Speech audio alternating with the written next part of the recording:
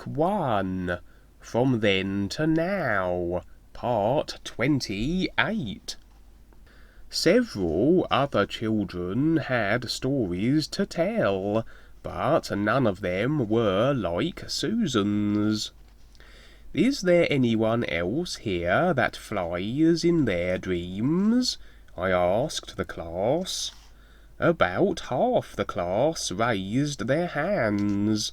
Then I asked them if they really liked it, and they all said yes.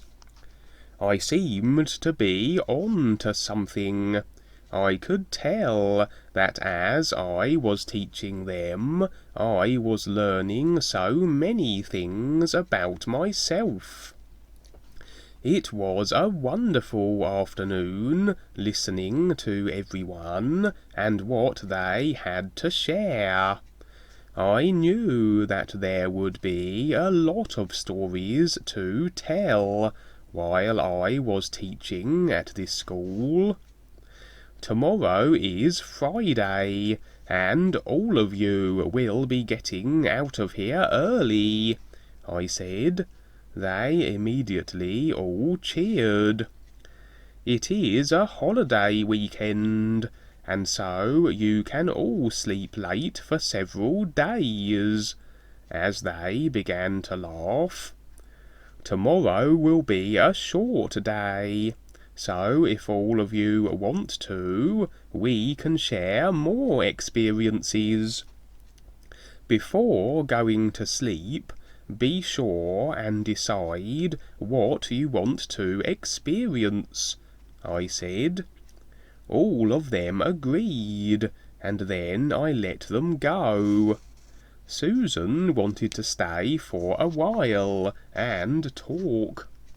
"Mr. Goldenwing, do you have any idea where I went last night?" she asked. "I do have an idea, Susan. I have actually been there myself, with my parents.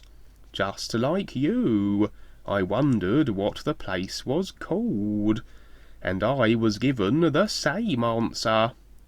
But what the name of the place is doesn't matter. You had the experience you wanted, and that's all that really matters. Your real experiences are wonderful, Susan. It won't be long before you are a teacher yourself," I said. "That would be a good idea, just like you, Mr. Goldenwing," she said, as she giggled. "I have had real experiences along with real guidance all my life, Susan. That's why I'm teaching, because I will be sharing what I know with as many people as I can," I said. "Will you teach me what you know, Mr. Goldenwing? I would like to learn about the guidance you have," she said. "Okay, here's what you do.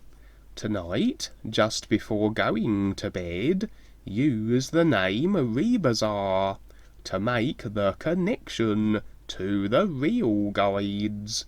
This will be your first step. When you are with any of them, be sure and ask if they will teach you.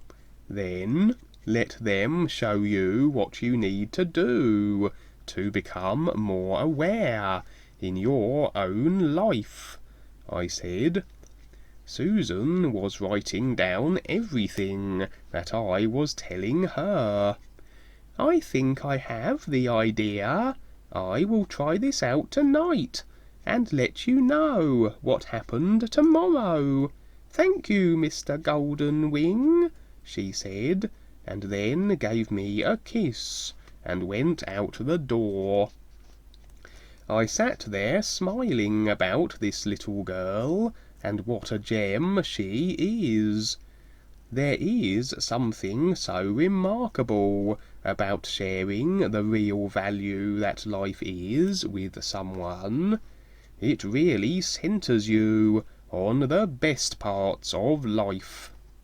I took a little rest, and as I was lying down, Rosa came in. I didn't think she would come 2 days in a row at the same moment, but she did. "Goldie, I have some goodies for you. Are you back there?" she said. "I'm here, Rosa. Please come in," I replied.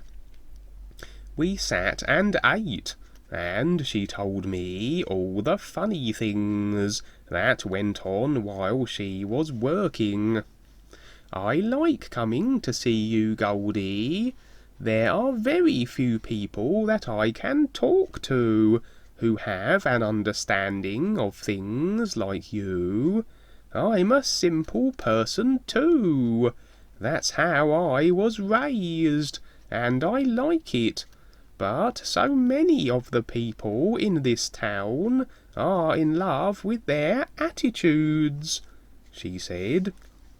"You see a lot of people each day, Rosa, and you begin to take on a lot, that's all. Just let all the silly stuff pass you by, and you will see. It's really nothing," I said. "You're right, Goldie. I think I might be getting a little stale at my job. I might want a change and do something else for a while," she said. "I would say to stick it out until you do find something else, Rosa. But then again, maybe you need a man in your life to have some fun with and create a little drama. I know you would make someone very happy," I said. "Goldie, this doesn't sound like you. I have seen a few men in the past, but they were not my type. So I don't know right now," she said. I had to laugh at how she expressed herself. "I was only kidding, Rosa. You know your own mind. I'm the same way. I'm not looking either," I said. We ate and told each other a few more stories, and then she went home. After Rosa left, I wrote, and then went to sleep, and ended up on my favourite beach. I sat on a small embankment and relaxed as I looked out upon the ocean of life.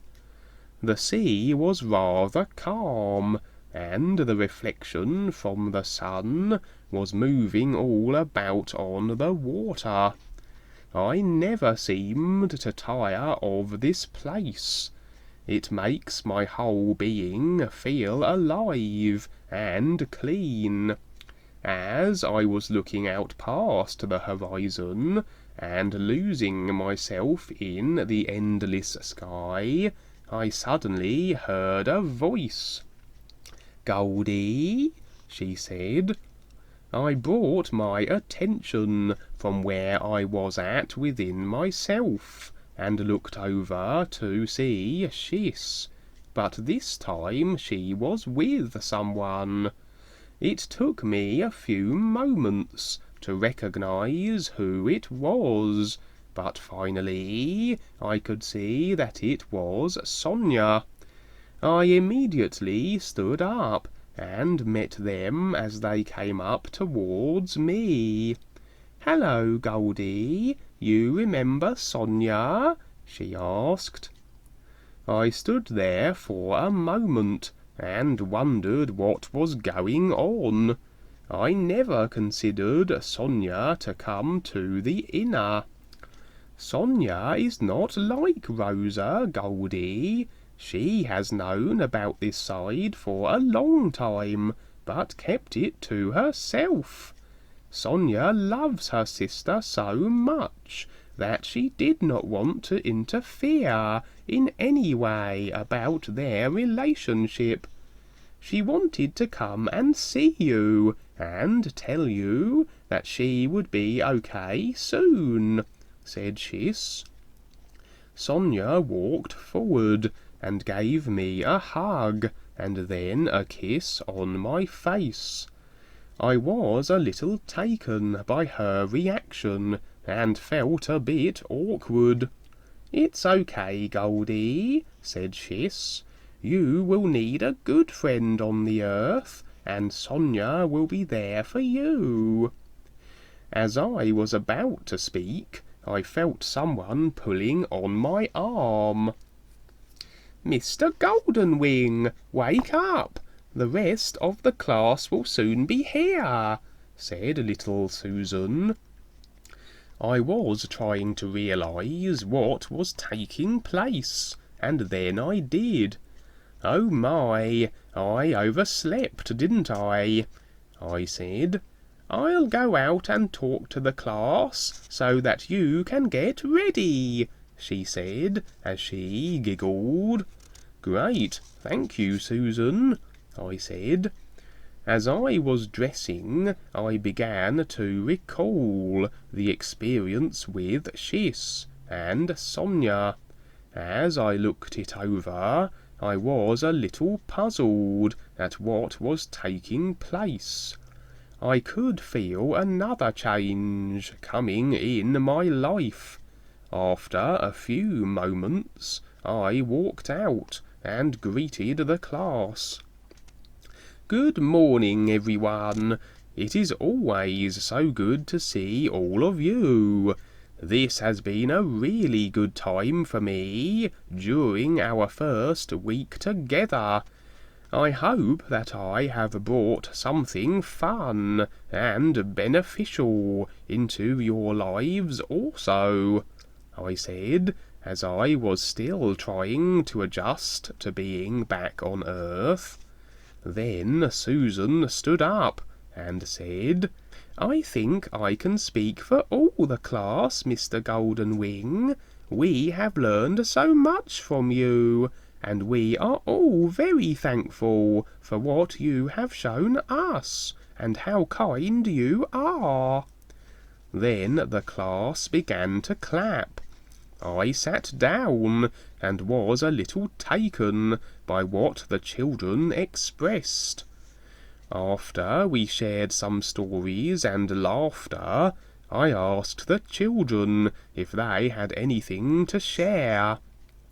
First there was John, who tried to do the same thing as Susan did in her dream adventures.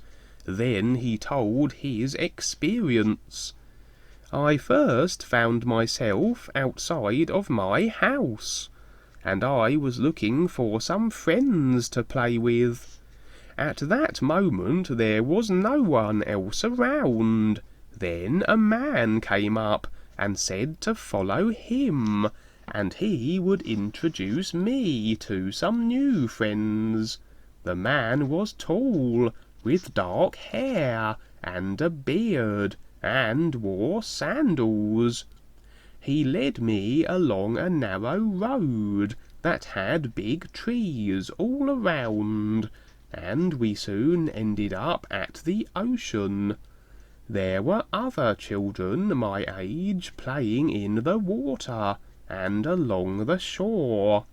I was so excited, and when I looked to thank the man, he was gone.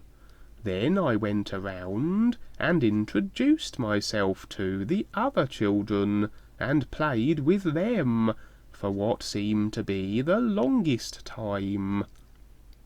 Then all of a sudden I heard my mum's voice calling me. At first I looked around, but I could not see her. I kept hearing her voice telling me to wake up and get dressed for school. I really didn't want to go to school, because I was having too much fun. Soon I did wake up, because she was pulling on my arm, and I was back with her. That was great, John. Do you have any idea who the man was? I asked. Would he be the guide, sir? Replied John. Very good, young man. Yes, he would. There are many real guides who will teach and escort you to many wonderful and fun places. With the connection I have given you, which is to use Rebazar's name, the real guides will meet you in your real side, and begin your own personal journey to a better understanding of yourself, and the best that life is. The unaware public thinks of these experiences as dreams, but they are as real as you want them to be. They may not all be like Susan's experience, but they are just as important, because each one of you is very important. The real guides will teach you what you need to know to have a better life for yourself, I said. A young girl named Mandy raised her hand and stood up. Mr. Golden Wing, I have been having a hard time understanding some of the arithmetic that I have been doing this year, so I asked before I went to sleep for someone in my dreams to help me, and then I went to sleep. I was in a classroom like this one. I was sitting at one of the desks, and there was a man at the front of the room writing on the board. I looked around, and there was no one else but me. There were a bunch of numbers on the board, but I didn't know what they were. Then the man turned around, and it was you, Mr. Golden Wing. Then Little Feather suddenly jumped on your desk. You smiled and waved at me, and said that everything will be all right. You began explaining the math to me, but I can't remember what you were saying. Then I woke up, she said. Then Mandy began to laugh, and so did the class. No wonder I'm so tired in the morning. I have to work all night long too, I said, as everyone continued laughing. Do you think I will remember and know what I learned? She asked. The awareness of what you are learning will filter through as your physical mind can handle it. You will see how you will simply become more aware and start to recognize how math works for you. This is how it is for all of us as we begin to expand our awareness. The real you has more capabilities, but this human part of us is rather limited. I know what I am telling you is new, but in time you will catch on and see how much fun it is, I said. Almost everyone in the class had something to tell. After listening to all their stories, it was already noon. Thank you all so very much for sharing what you have. Your assignment will be to practice having fun in what we will call your dream visions until we meet next week. Also, try and do some of your regular homework if you can, I said, and watched as the children enjoyed the humour. The class was very happy while they were giggling and talking. And for those of you that need some assistance with your nightly journeys, Maybe Susan will take a little time and help you out. You are all free to go, and I will see you on Wednesday morning," I said, as I waved goodbye to them. As soon as the children all left, I went to get ready. Then, a few moments later, Rosa walked in while I was in the back room. "Are you ready, Goldie? I have the horses here," she said. I came walking out. "I'm ready, young lady. Let's ride," I said. We mounted the horses, and we were on our way. But then I stopped. "Little Feather, I forgot all about him," I said, and as I did, he came running from around the school and jumped on. "You weren't trying to leave me behind, were you?" he said, as I laughed out loud. I could see that Rosa was wondering what was so funny. I never told her I could talk to my cat. If I did, she would definitely think of me as strange, so it's better to keep the peace sometimes. As I thought about it, I liked the idea of having some secrets all to myself. "I won't tell her that you can talk to me either," said the cat. I could tell that my horse was wondering where I had been all week, and so I answered him. "I've been teaching the children at the school," I said out loud, then realized what I just did. "Did you say something, Goldie?" asked Rosa. I didn't know what to say right off, but then I said, "Oh, I thought I saw someone I knew, and I was just talking to myself." We did wave to a few of our friends as we rode out of town. As we were almost out of the main part of town, there were 2 young women that moved out into the street and crossed right in front of us. We stopped and let them pass. As they walked by, they said, "Hello, Mr. Goldie," and then they giggled as they walked on. "What was that all about?" I asked Rosa. "Maybe they want to attend your class," she said, and then started laughing as we rode on.